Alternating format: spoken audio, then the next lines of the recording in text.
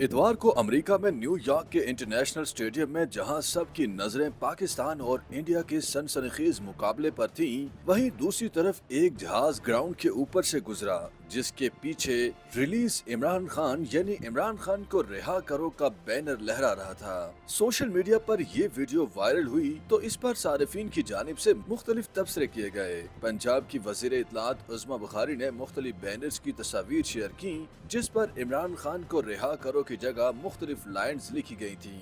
Banners पर हाफिज जी तुन के रखो, घड़ी चोर, करप्शन का पैसा वापस करो, तब इमरान खान को रिहा किया जाएगा और लतीफ आ रहा है लिखा हुआ था। उज़्मा बुखारी ने तस्वीर सोशल मीडिया पर पोस्ट करते हुए लिखा कि समझ नहीं आ रहा था कौन कौन सा बैनर कल लहराया गया तो सोचा पूछ लूं।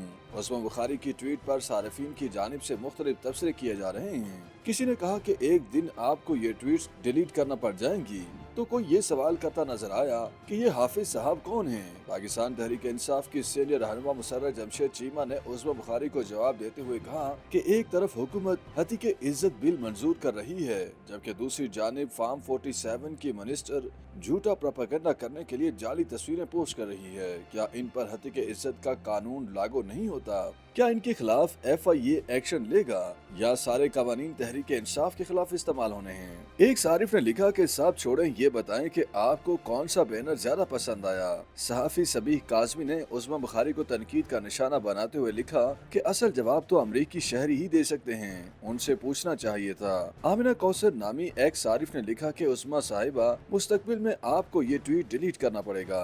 तहरीक इंसाफ के हामी एक सारिफ ने उज़्मा बुखारी को मुखातिब करते हुए कहा कि चुप हो जाओ वरना मैं मेहरबानो कुरैशी को बुला लूंगा। YouTube पर गूगली न्यूज देखने के लिए youtube.com की सर्च बार में गूगली न्यूज TV टाइप करें। गूगली न्यूज के पेज पर सुर्ख रंग के सब्सक्रिप्शन वाले बटन पर क्लिक करना ना भूलिए। YouTube पेज पर अपलोड होने वाली वीडियोस से बाखबर रहने के लिए बेल आइकन पर क्लिक कीजिए। आपको हर नई वीडियो के बारे में नोटिफिकेशन मौसूल हो जाएगा।